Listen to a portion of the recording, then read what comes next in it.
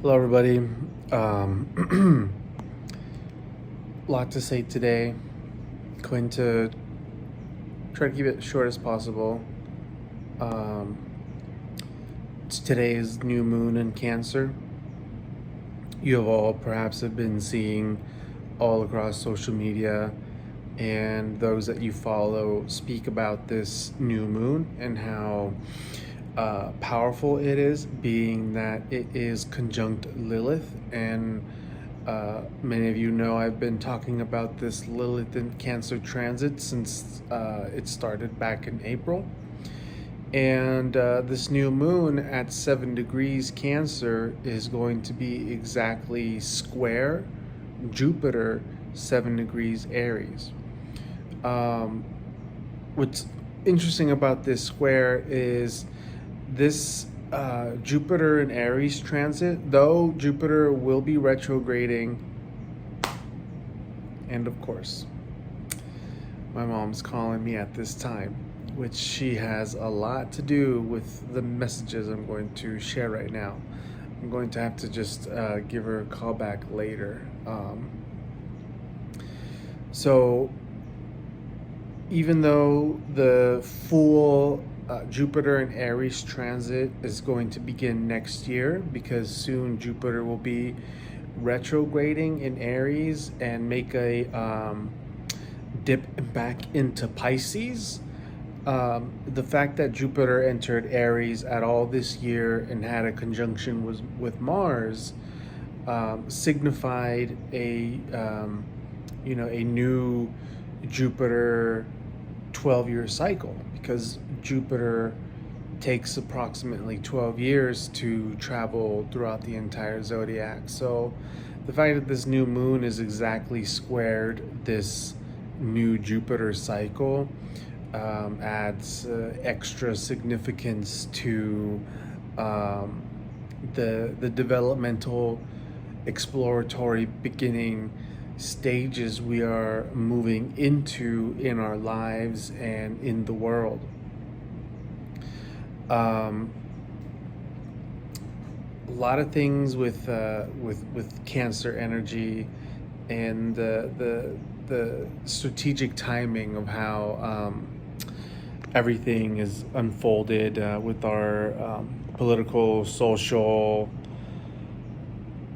economic affairs. We are now in the beginning of America's true Pluto return, now that Pluto is retrograde at 27 degrees. And so much is going on. Like, we can talk for hours and hours and hours about all the things happening and applying astrology to it. But I want to just add real quick how first, Cancer, right? Just a few bullet points of Cancerian energy. Cancer is the mother. Cancer is the belly, the womb. Cancer is the tummy, the stomach. Cancer is governed by the moon, and we all know that the moon has a powerful, tremendous effect on ocean tides, the entire fucking ocean. Cancer, the moody crab, as some like to describe Cancer, governs the entire ocean. Being a cardinal water sign makes Cancer one of the most powerful psychic signs in the entire zodiac. Cancer has the responsibility and gift of being empathic and receptive to the emotional, watery, psychic realms of the entire planet, basically. It's like Professor Xavier in X-Men and his telepathy, but when he connects to Cerebro, he can telepathically connect to everybody on the planet. Like, that's like the full highest potential of Cancerian energy, but not in a telepathic sense. That's more of an air sign, more through, just emotional psychic connectivity sort of thing, which is uh, way different than direct telepathy. Um, so, Cancer is also the home and your family and the things that you cherish, like memories.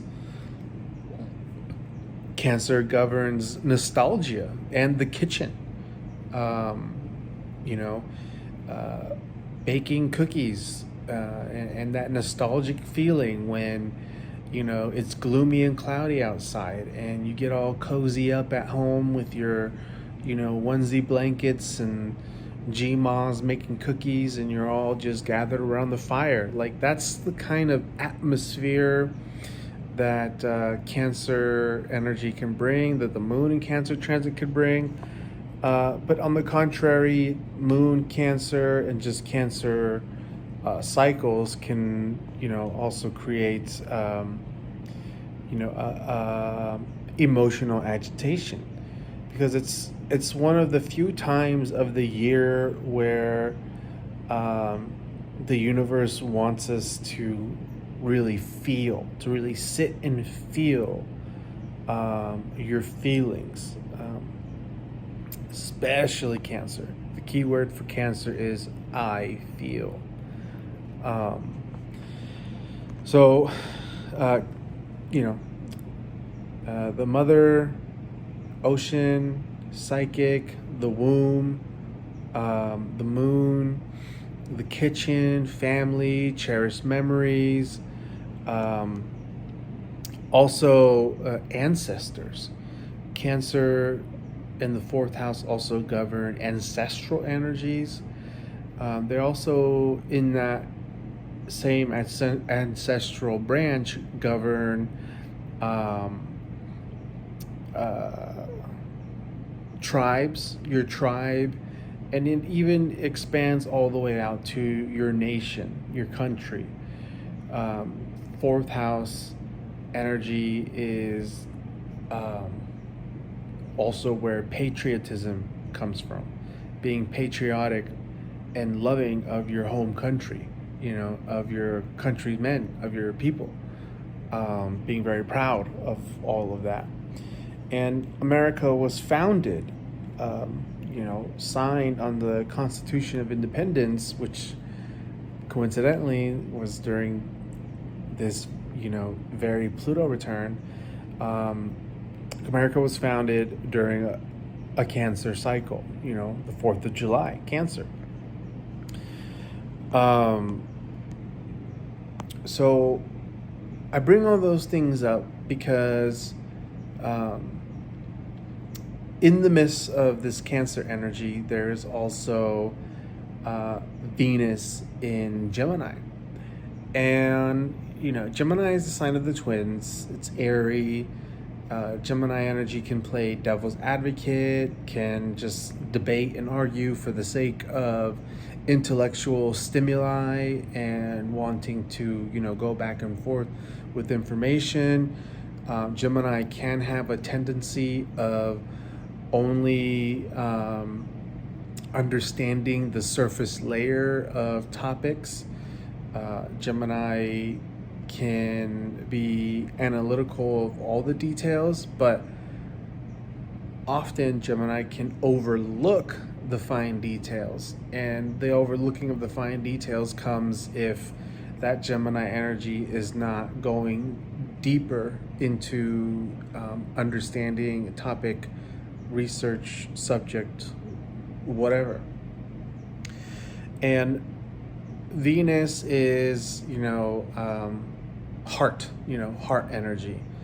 A lot of folks associate Venus with love and romance, though Venus, is an energy you can connect for love, romance, and beauty.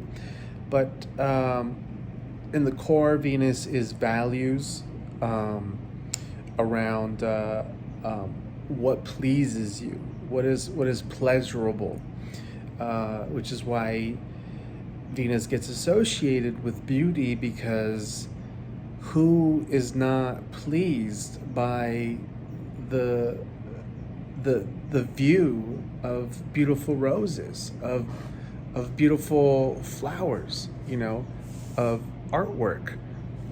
Who does not appreciate fine architecture, um, and money?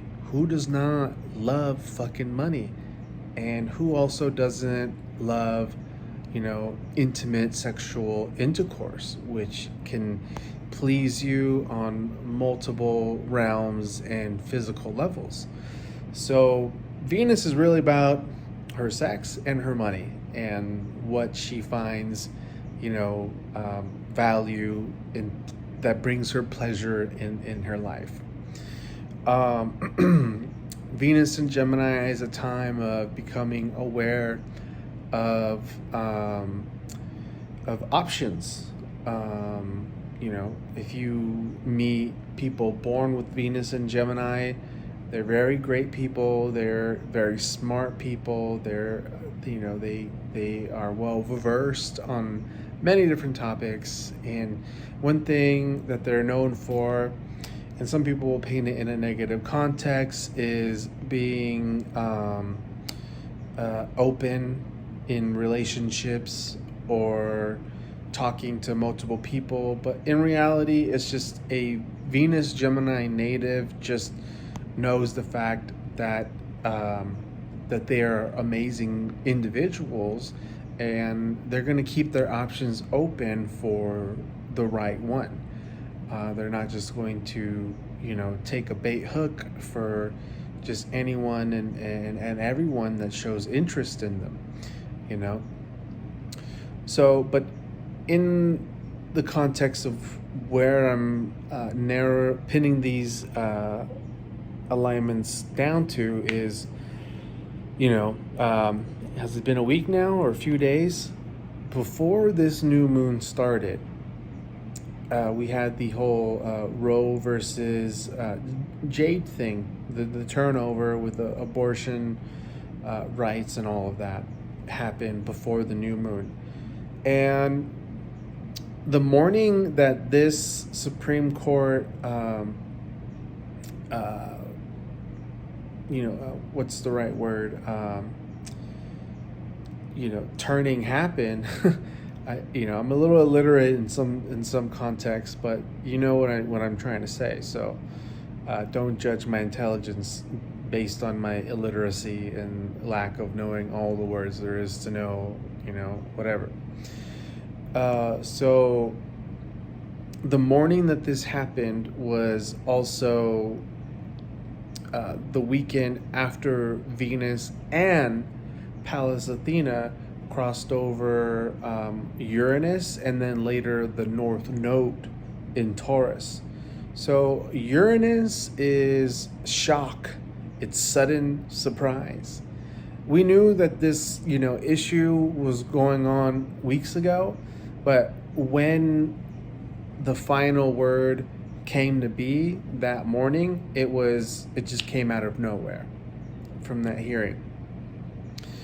Now, Pallas Athena is a goddess asteroid of wisdom and strategy, war strategy.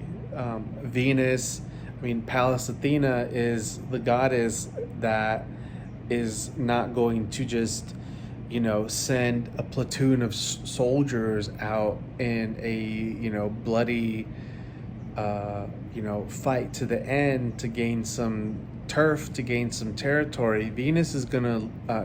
Pallas Athena is going to look at every aspect. It's going to be like Napoleon, look at every aspect and see the whole map, the whole chessboard, and keeping everything in mind, strategically plan her moves and counter moves and expectations. So I find that very interesting that Pallas Athena was in the, traveling with Venus as these two goddesses together met with Uranus and then met over the North Node. So there are a couple of different angles to perceive it. So there isn't any true narrowing down and making finite of this is what it is, because the hands of the good and the bad juggle with each other to push our consciousness to elevate. It's a matter of how we respond and take in and perceive, and on and on and on and on. So I find it very interesting that the Roe versus Wade or Jade thing happened just before this new moon, because another thing to tag on with the month of June is that it's also Pride Month, which means that there is already money and tons of people around the entire country that is organized and ready to gather people. So this could be a strategic maneuver in now having larger groups together, people who are out there supporting Pride, which shout out to all my real and true gays and queer people out there, especially my dearest and truest best friend. Fucking love you, Alex Liberato. Look him up in his podcast Cosmic Jesters with his co-host Brian. These guys are fucking real cool, solid, smart, compassionate, loving guys, and they're jesters. They're cosmic jesters. Anyways, so this can be subtle manipulation in already knowing what is and how to allow things to organically come together. So it's like, basically, if I was an elite hidden hand, it's like, all right, this is, and an astrologer, these people have astrologers. It's like, all right, this is what we're gonna do on this morning after these planets crossed over crossed over Uranus and the North Node. We're going to rule this Supreme Court hearing of abortion rights, and it's going to be just in time because it's going to be before the new moon, and then there are already people out there for Pride with money and resources, and they can conjoin forces in and then we'll crank up the 5G or other propagandas, because something that happened a month or two ago, the White House and the president have been saying, get ready for civil unrest. Get ready for local national terrorism due to the division of polarities reaching its full extent. So that's them already trying to tell you that that they want to see us in the streets fighting each other for bullshit things. And I'm not trying to say that abortion right is a bullshit thing. At the very end, I believe people should be doing what they want to do with their body. However, on a quick note, if we were in a true, like let's say back in Atlantis, right? Those of us in our community love to idealize and romanticize Atlantis or like Lemuria. Would abortions be happening in such a place where the consciousness is so ascended and we are all connected? Like, we wouldn't be having the same types of problem in an ascended world, in a 5D reality. So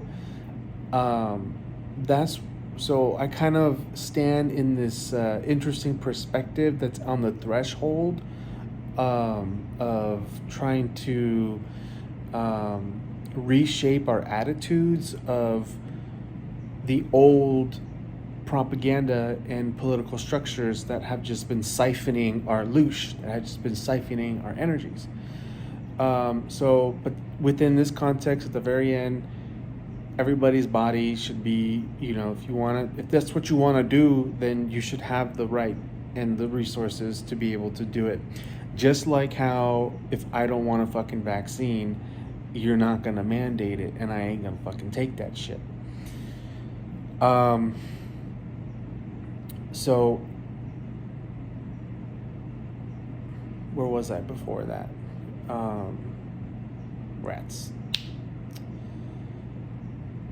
So yeah, the government's already been saying things like, get ready, there's, civil war within people are going to happen because, it's going to be the vaxxers versus anti-vaxxers, pro-lifers versus pro-choicers, and then within the same week of this Supreme Court ruling, there was this bullshit propaganda of the FBI,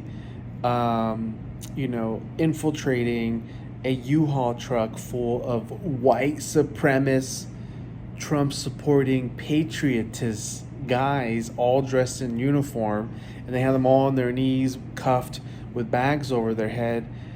Each one of those guys were FBI agents. So they created this whole thing for mass media to show you in the news, to get you all riled up, to get you in fear, to get you in anger, to get you emotionally triggered and thinking, oh my God, I'm so glad the FBI caught them, because obviously look at those men, they were about to go in and cause chaos at that Pride March, at that Pride celebration rally, all fucking fabricated, all fucking fake. So they have been strategically pushing us through the edges, through the far extreme polarities.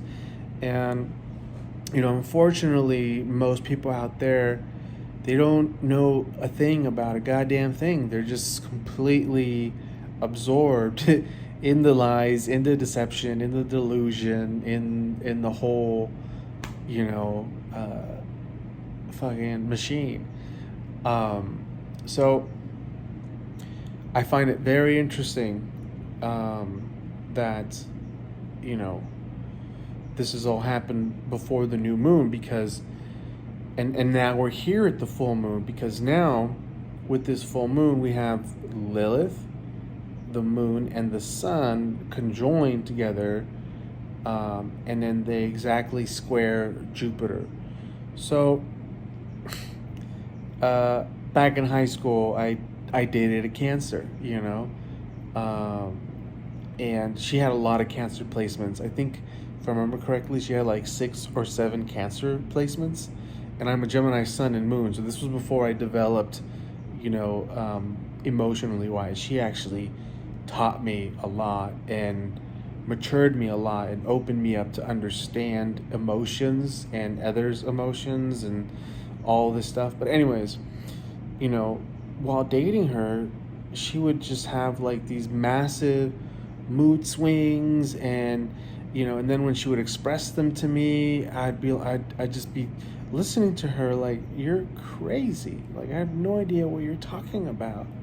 But really, she was just so psychic that it was even beyond her ability to be conscious of it, and she felt things immensely. And so that's why every time she expressed herself, it seemed irrational or whatever, but she was just really tapped into some major collective things. She knew me better than I knew myself. So the Cancer of energy can be very emotional, and can have intense mood swings and emotional outbursts. With Lilith involved, Lilith does not like being told what to do. Lilith does not want to be the homebody. Lilith does not want to be the wife. Lilith does not want to bake your ass fucking cookies. Lilith wants to do whatever the fuck she wants when she fucking feels like it. In the Bible, Lilith, was Adam's first wife, and there were all these restrictions and rules and expectations on how Adam's wife Lilith is supposed to be and live her life. But she said, "I don't want to. No, I don't. What? I don't think I'm my own sentient, conscious, badass, feminine being. I'm not. No, I'm gonna go. I'm gonna get freaky with the tree over here." So then they're like, you know what? She needs to go. She's a problem. Okay, where's Eve? Here's Eve. Which, interestingly enough, Eve also was a problem, because what did she do at the end? Ate the apple, right? So the point of it is that feminine energy, the mother, the divine feminine archetype, is never to try to be controlled, never try to be limited, restricted, or put in a box whatsoever. And so there is, so with this new moon, this is a seed being planted, and there are certain agendas behind this, but there's also great divinity in this as well. There's group aspects to it. There's individual aspects to it. There's great divine cosmic orchestration happening. So you really just got to step back and just chill and feel your own self, your own experience in the reality, in the matrix. So the fact that Lilith is there, Lilith in this new moon, and with this whole country now being riled up, all these women being riled up about their rights, and with it comes the anger and the knowing of the repression of all these other legitimate facts of how women have been treated, throughout the ages, throughout the centuries. And so there's this ancestral repression with it as well. It is intense. Like, I don't know if you saw the video of you've probably seen many videos of the protesters, but there's one with this woman, she's like, "My body, my choice, my body, my choice." Like, scary, like fucking scary, like I would not want to, like, get the fuck away from me, but we have to be very careful, because even though that there are all logical, rational and factual understandings of the voices of all these women, when you are in that emotional reactive response without any ability for critical reasoning or communication, and then you're gathered in mass group, and there's all kinds of subtle suggestions that have been bypassing your critical mind and embedding themselves within the subconscious over the last 2 years, several years. Everyone's a mindless zombie right now. So this Lilith is just like releasing this other part, this more darker, shadowy part. And now we add in the Jupiter square in Aries. Aries is that, warrior masculine energy that shoot first, ask questions later. Jupiter, and so that's Aries, and Jupiter is the biggest planet in the solar system. Jupiter is all about expansion. Expand. Look at the whole big picture. Let's just blow the whole thing out of proportion. So with this new moon precisely squaring this Jupiter in Aries, it can really, really, really, really blow everything far out of proportion, like tsunami. It's like, I was explaining to my fiance today that this new moon is like with the Jupiter square. It's like you know your your crazy ex-girlfriend or your grandma, deciding to just burn the whole house down because everybody didn't like her cookies that day, and that hurt her feelings. And her feelings you know blew out of proportion, where her perception of reality became overgeneralized and distorted. So then led her through these series of events of just saying, nobody loves me, nobody even fucking cares, why am I even here, let me just burn the whole fucking house down. So this could happen to, also in like the patriotic sense in the country. Let's just burn it all fucking down.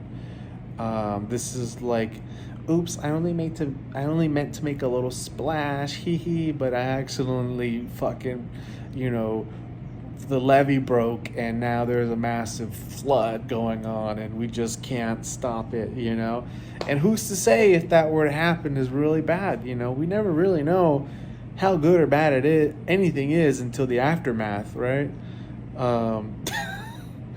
And then the potential shame and guilt, and afterwards also. Anyways, I'm rambling.